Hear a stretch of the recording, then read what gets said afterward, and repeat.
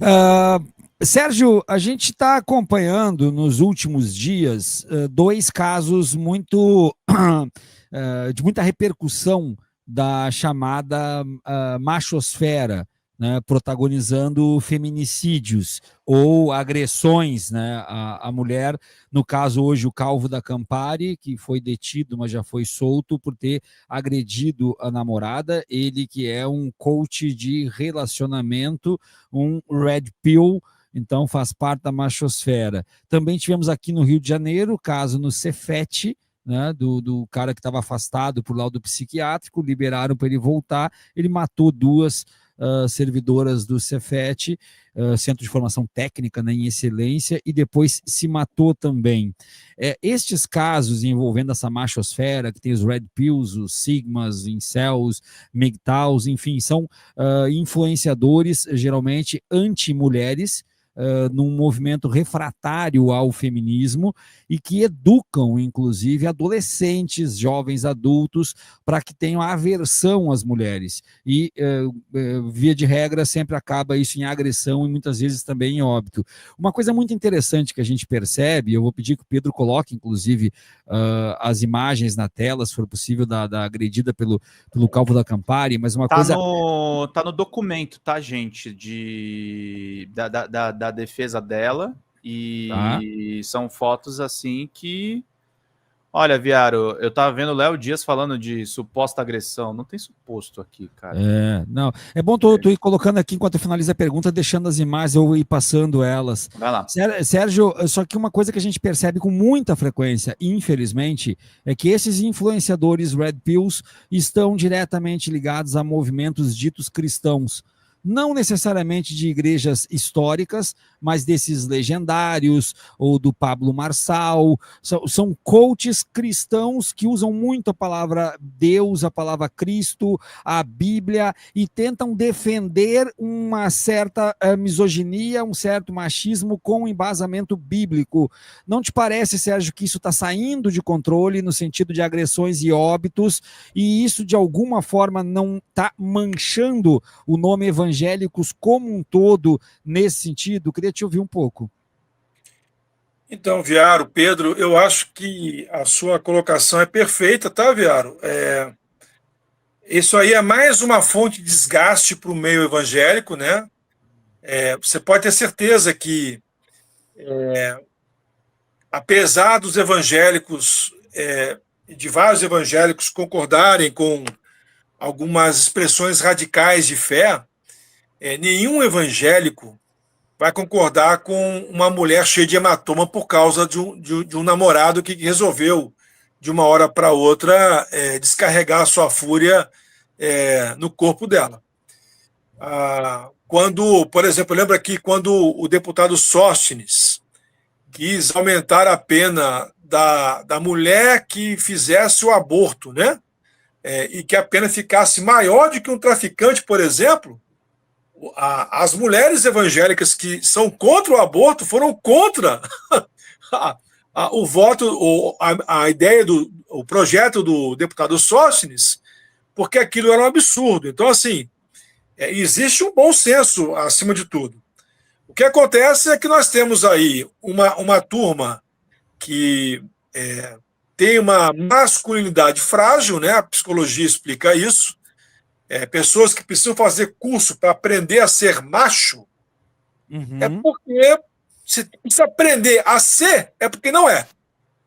Claro. E se não é, meu querido, não vai ser em aulinha de final de semana na mata que você vai aprender a ser. Gritando com os laranjas. Isso. Ou, uma vez mostraram um vídeo de um paralelo desse, de uma outra vertente, mas com o mesmo objetivo, que era o curso da maçonaria, e que botava um rapaz assim e falava assim: uive como um leão. Aí, ruja como um leão, melhor dizendo. Aí o au, que au! Ah! Aí eu, faz aí, não, vamos lá, até você conseguir. Então veja, vamos lá, vamos dizer que esse gatinho miudinho, a vozinha do ex-presidente Bolsonaro, quando entrevistado lá para mostrar a tornozeleira eletrônica já meio violentada, meio avariada com a solda, né? Quando você pega essa pessoa com essa vozinha, vamos dizer que ela alcance os decibéis e a urdidura que o instrutor queira que ela alcance. Em que isso, na prática, vai se traduzir em um comportamento de homem? Nada. Vai fazer o que na hora em que não souber o que fazer? Vai ficar rugindo? O Pinel vai passar, aqui no Rio de Janeiro, para quem não sabe, Pinel é um hospital psiquiátrico público, vai passar, vai pegar e vai levar. Então, assim, Deus, para essa turma, Viário e Pedro, é um drive para dominação.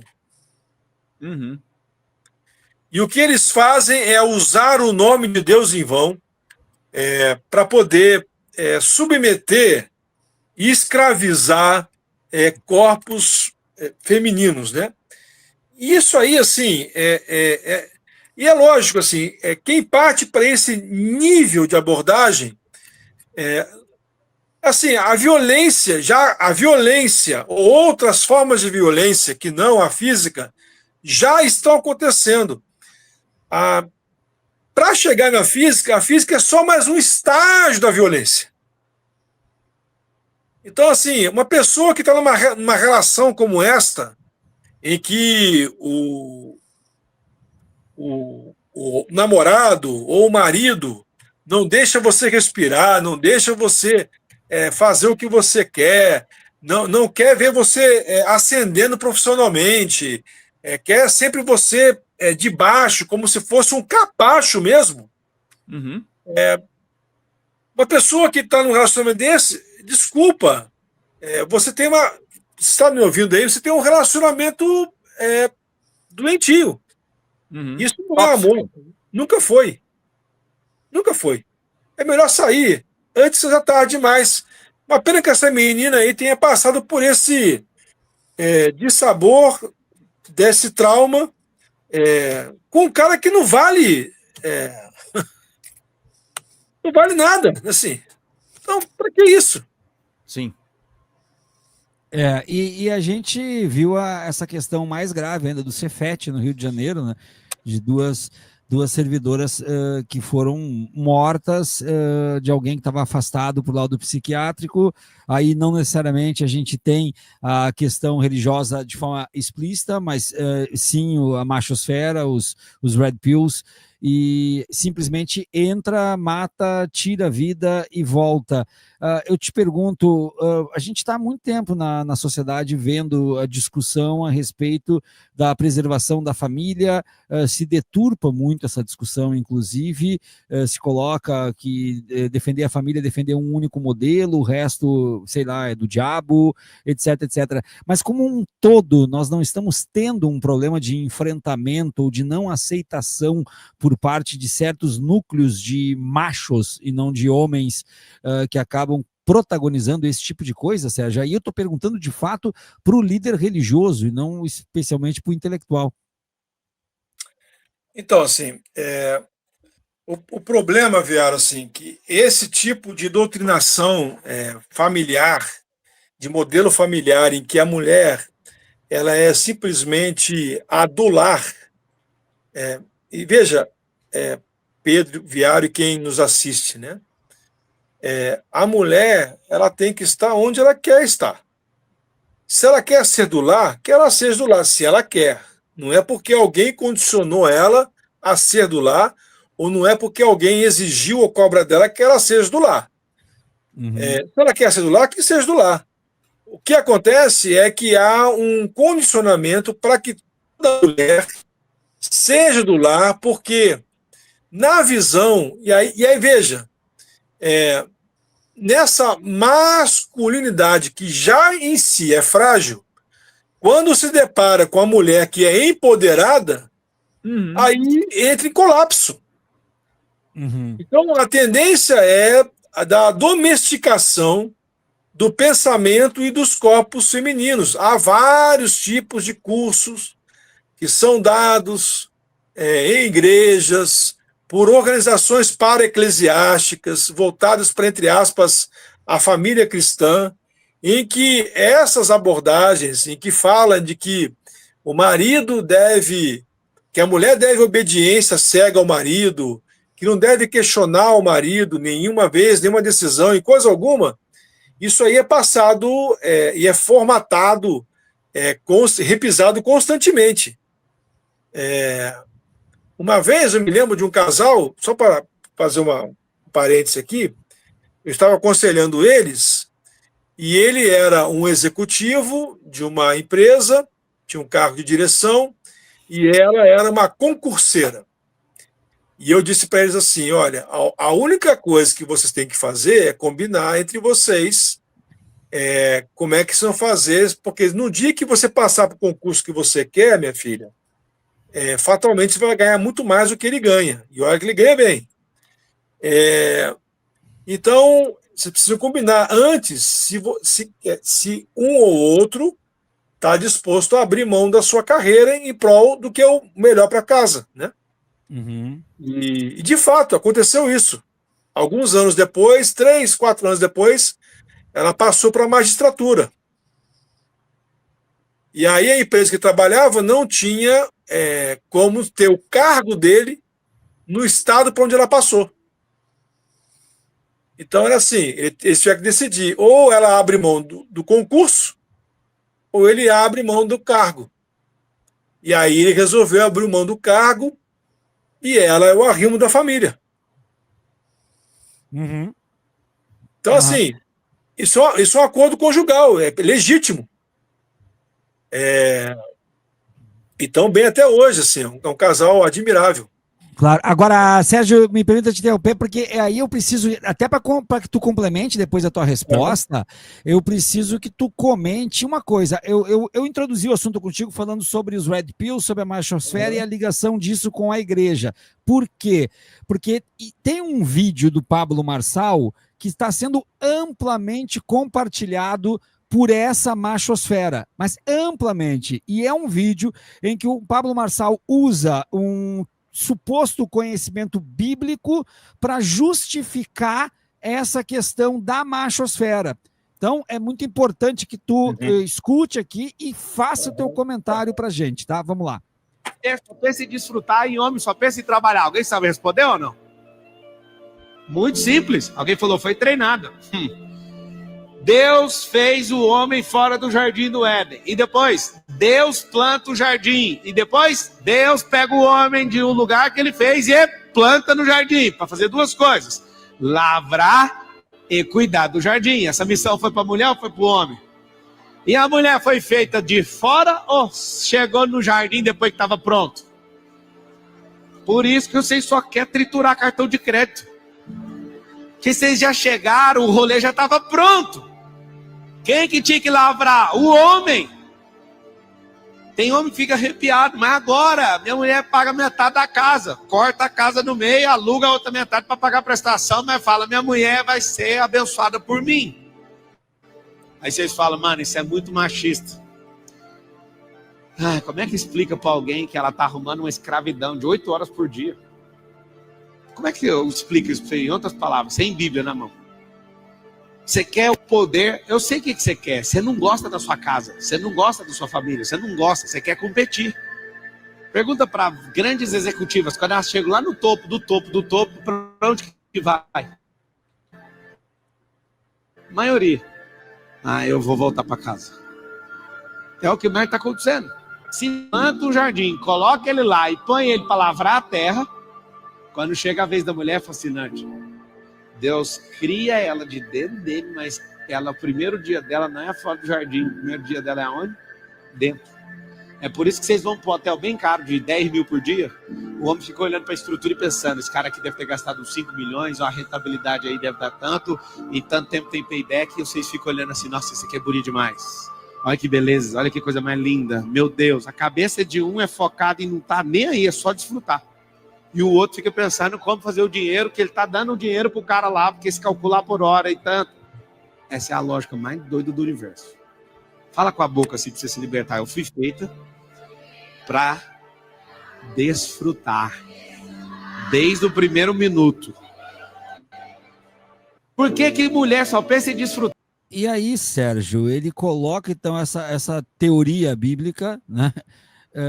E para fazer um jogo para dizer que a mulher então foi feita só para desfrutar, para torrar o cartão de crédito, e o homem para lavrar a terra e para construir. E isso está sendo amplamente compartilhado por esses Sim. red pills para os seus jovens, adolescentes, etc, etc. Eu queria te ouvir sobre isso, já encaminhando aqui o encerramento da nossa conversa também. Pelos vários calvos da Campari, né, Sérgio Duzlek? Não é um só. Então, primeiramente, assim, de trás para frente, assim, essa molecada com quem eles compartilham, nem todos eles vão ter condição de pagar, de dar um cartão ilimitado para a mulher, né?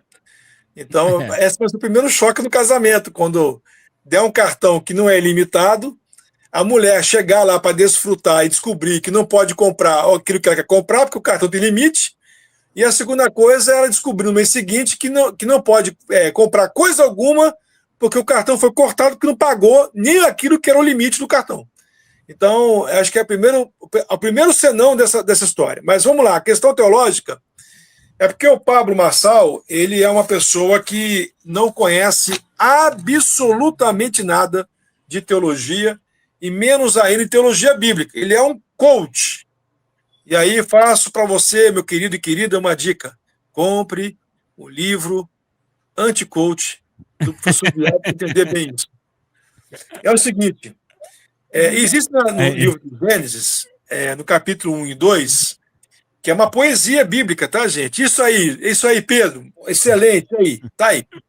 Existe aí, na poesia bíblica, a noção ali não é de cientificamente dizer como é que aconteceu essa cosmogonia, né, a formação dos mundos, do universo e tudo mais. A explicação, a tentativa ali é de afirmar de que Deus esteve no início de todas as coisas. Então, essa é a grande sacada e o ensino dessa primeira parte poética do livro de Gênesis. E aí nós temos já de cara duas tradições sacerdotais, para quem estuda o Primeiro Testamento sabe disso, entre aspas, disputa. A do primeiro capítulo e a do segundo capítulo. Essa do primeiro capítulo é que nós chamamos de uma tradição elohista, de Elohim. A palavra Elohim significa deuses, né? Então, a ideia é contemplar o que a tradição cristã interpretou como a noção da trindade reunida. Deus Pai, Deus Filho e Espírito Santo, dizendo, façamos, no plural, Elohim, o homem a nossa imagem e semelhança. E aí, no final do primeiro capítulo de Gênesis, está assim, e Deus os abençoou.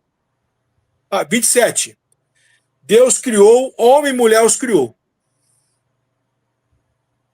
Então está dado a criação dos dois, não a criação de um, passa um tempo, a criação do outro. E Deus abençoou e lhes disse, frutificai e multiplicai-vos.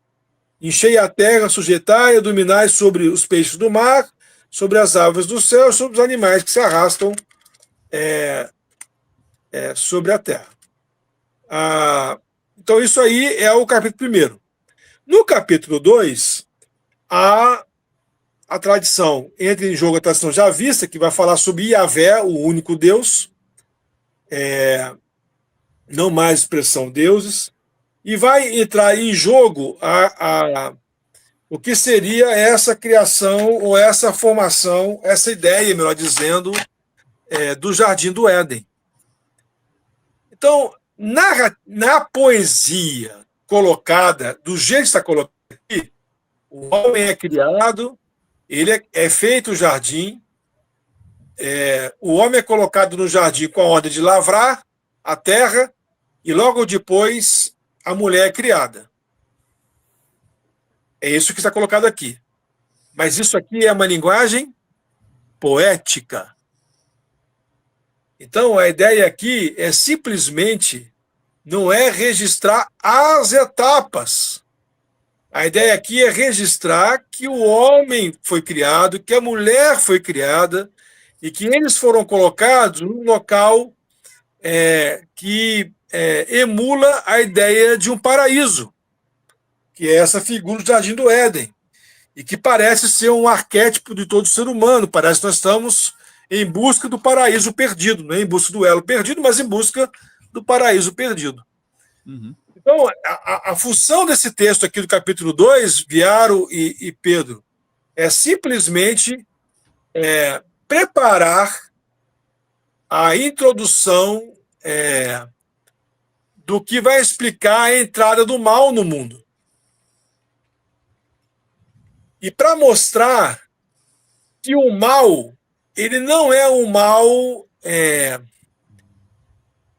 imanente, no sentido de que foi uma criação que Deus colocou no mundo, mas que o mal, ele é algo externo e que acaba adentrando. É como se tivesse uma tubulação que trouxesse ele para este mundo. Então, essa é a grande questão a ser trabalhada em Gênesis 2 e Gênesis 3.